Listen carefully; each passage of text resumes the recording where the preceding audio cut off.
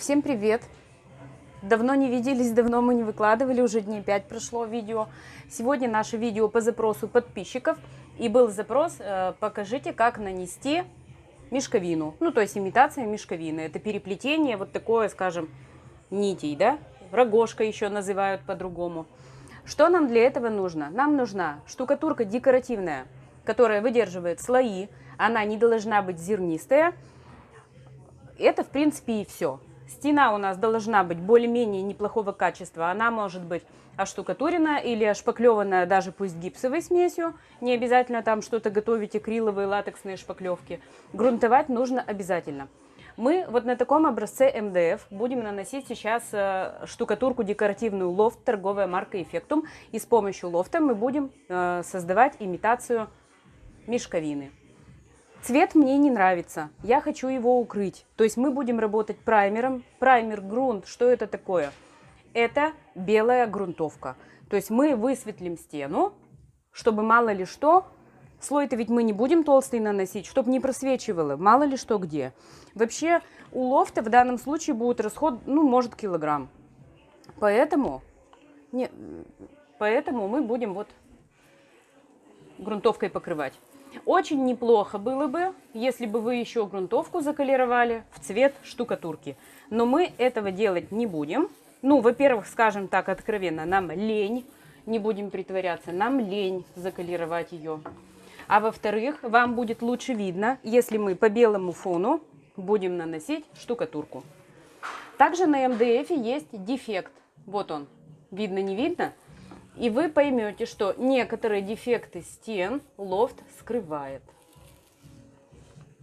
Покрываем и даем ему высохнуть, ну, скажем, часа 4. Прям буквально как будто бы красите валик с мелким ворсом, раскатываем потоньше. Расход у грунтовки, как правило, бывает около 150-200 грамм на квадратный метр. Праймер, грунт — это что-то между краской и грунтовкой.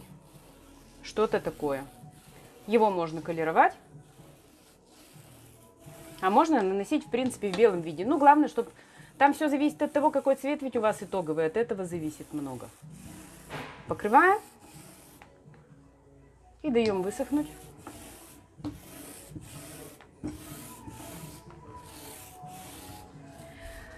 Для тех, кто не знает, валиком мы покрываем все поверхности, за исключением углов внутренних, потому что внутренний угол вы будете красить кистью. Кистью покрасили, ну, то есть взяли кисть, вот так вот покрасили, а потом валиком раскатали. Ждем высыхания и продолжим. После того, как высох наш праймер, мы будем наносить лофт, декоративная штукатурка Effectum, торговая марка. Вот такая у него густота, он у нас колерованный. Такой приятный зелененький цвет, я бы сказала, серо-зеленый цвет. Ну, хороший цвет.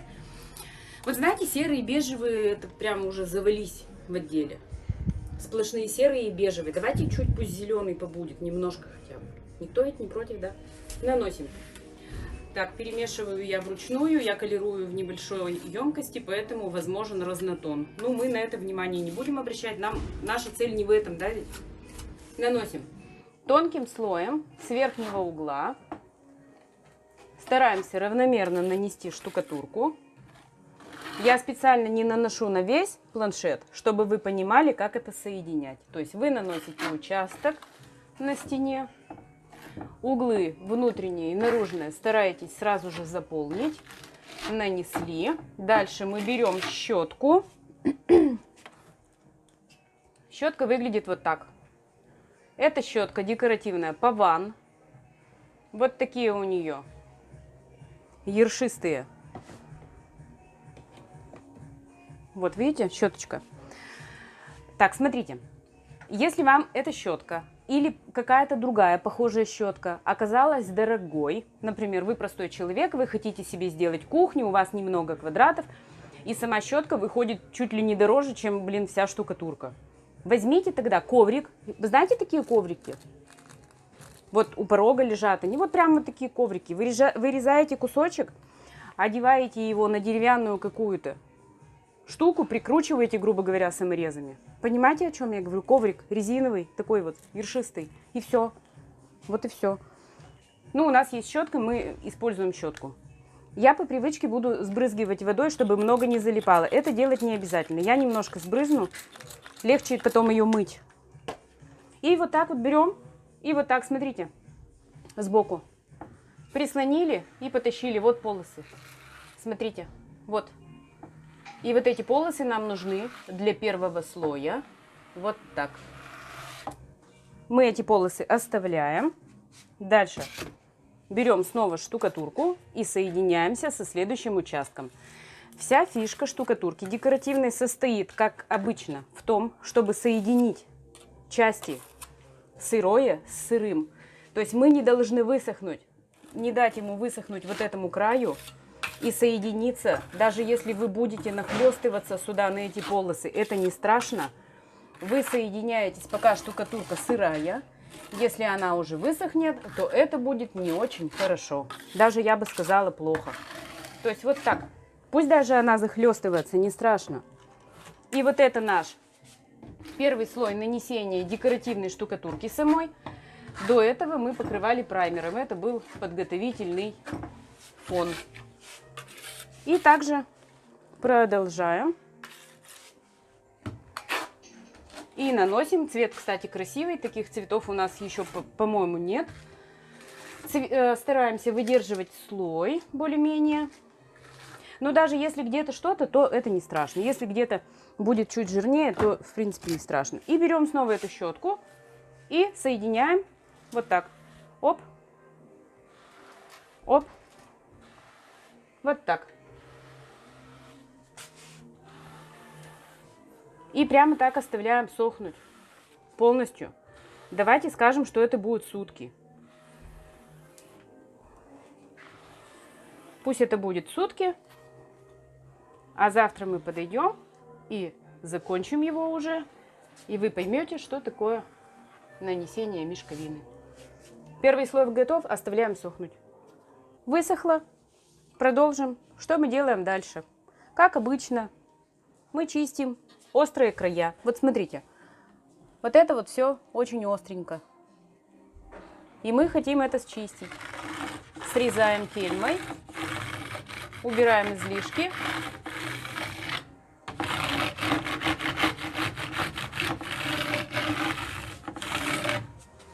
Вот так вот сейчас бы почистить, да, и уже оставить, как дождичек был бы такой.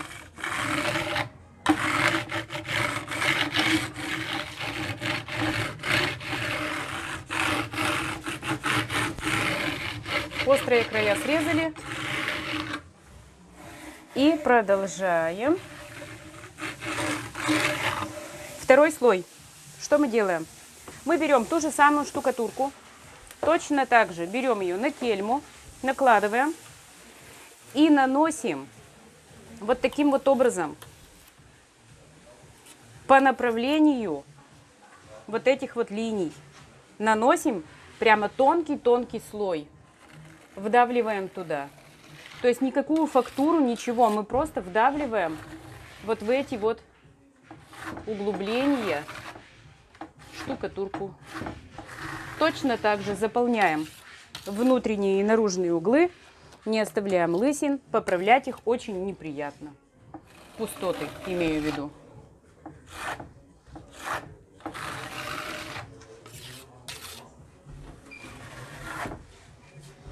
Заполняем, прямо буквально на сдир, насколько это возможно. И берем ту же самую щетку и проводим ей в обратном направлении. Та же самая щетка, мы в прошлый раз проводили ей вот так, а сейчас мы будем по горизонтали. Вот, смотрите, у нас образуется такая своеобразная перекрестная, видите? То есть они как линии пересекаются. Сейчас донанесем и еще посмотрим. Соединяем. Точно так же вы же на большой стене не можете нанести всю стену, а потом щеточкой работать. Не можете, потому что у вас высохнет. А нам нужно по-сырому формировать рисунок, поэтому мы делаем частями. Наносим часть и соединяем. Наносим и соединяем. Расход в данном случае будет примерно килограмм на квадратный метр. Может, у кого-то чуть больше, у кого-то чуть меньше. Это все зависит от инструмента, от мастера, от материала, который используете, от многого. То есть, что я хочу сказать. Если вы, например, наняли себе мастера, и он у вас работает вот по этой системе, то не нужно от него просить килограмм на квадратный метр, потому что я так сказала. Не надо этого делать. У каждого своя рука. Все работают разными материалами, разными инструментами. Разное состояние стены, подготовка разная. Поэтому не требуйте ровный килограмм. Он колеблется туда-сюда, с плюс-минус. Нанесли. И щеточкой пробороздили рисунок. Берем щетку. Можно ее увлажнить, можно не увлажнять. И вот так. Можно, вот как удобно. Вы можете так, как вам удобно. Так и делайте. Смотрите. И соединяем. Что касается линий. Можно вылавливать линии вот эти. Идеально ровные. Вертикаль-горизонталь. Если хотите, можете вылавливать. Для этого расчерчивается предварительно. Ну, то есть, хотите, да. Но на самом деле это уж не так обязательно, потому что мешковина, она тоже в какой-то степени ведь не идеально ровная. Где-то что-то больше-меньше отклонений имеет. Смотрим пустоты. Если есть, то убираем. И поправляем, пока сыро. Когда это высохнет, уже будет поправить трудно. Ну, я думаю, что оставляем сохнуть. И дальше мы это почистим. Так, кельму уберу, она мне мешает.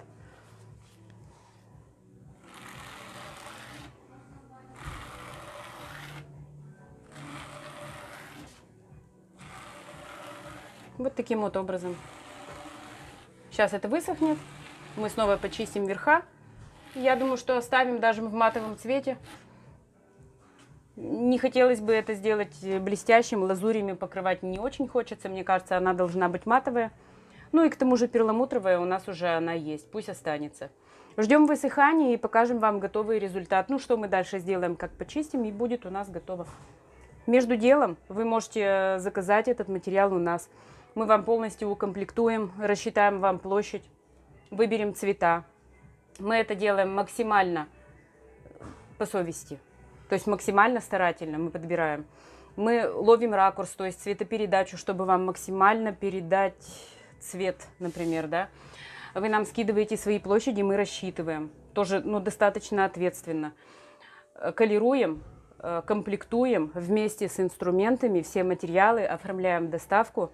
И при определенной сумме доставка до терминала вашего города за наш счет. Ну, скажем, примерно это от 30 тысяч рублей. Но иногда бывают исключения, например, дальние очень регионы, где очень далеко. Кстати, недавно был вопрос на Камчатку, можно ли отправить. И мы рассчитывали с города Ижевска до Камчатки транспортной компании 45 дней.